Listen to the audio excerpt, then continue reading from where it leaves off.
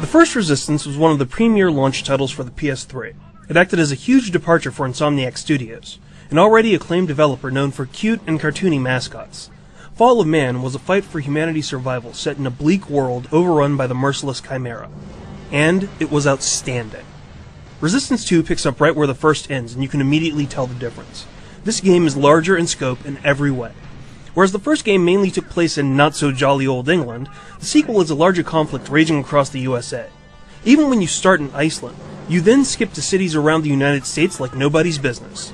This really drives home the fact that this is a bigger, more cataclysmic war, since the US is the last remaining free area in the world, and the scope that was hinted at before is fully realized in this game.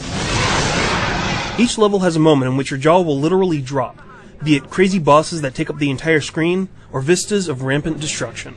The ambition is amazing. This also extends to the gameplay itself.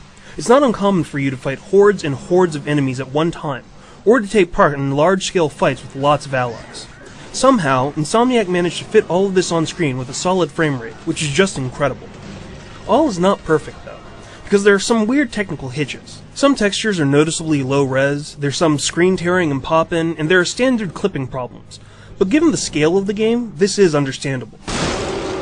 The game is the continuation of Nathan Hale's story arc, and hence it's very Hale-centric. Hale finds himself with other soldiers who have been augmented with Chimera strains and joins the secret agency of Sentinels to continue the war. The story is pretty good overall, but I do have some issues with it. For one, there's no narrator like Rachel from the first game. She really tied that story together, and the sequel doesn't have the same cohesiveness. Character motivations aren't clearly explained sometimes, and the ending, well, let's just say that it ends.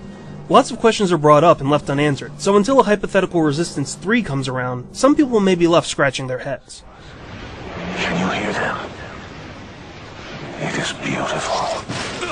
With that said, the game is as fun as ever. New weapons like the Magnum with exploding bullets are pretty sweet, and old favorites like the Bullseye are comforting to hold again. This is good because the enemy AI is pretty ruthless. You'll get a good challenge from the game, especially with the multiple difficulties.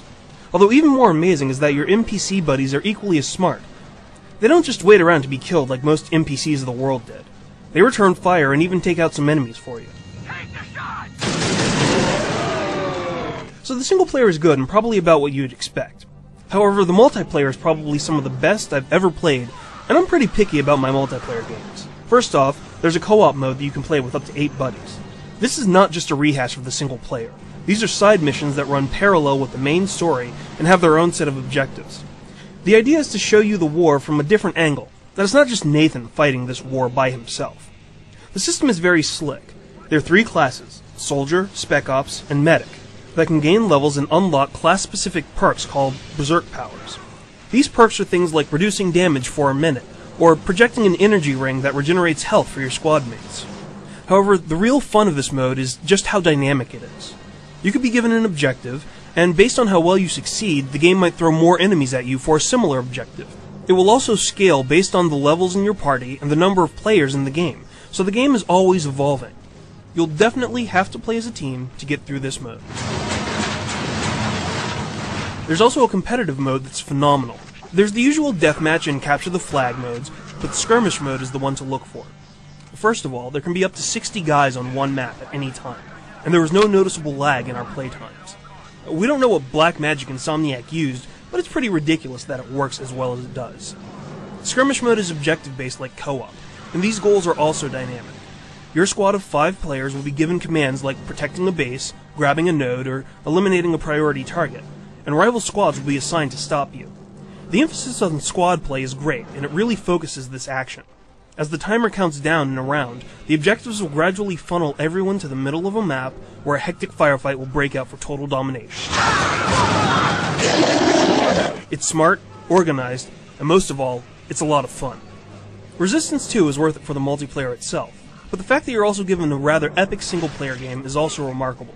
There's tons of replayability, unlockables, and trophies, and it's one of Sony's shining exclusives of the year. It's better than the first Resistance in every way, and whether you're a human or Chimera, this is a fight to join.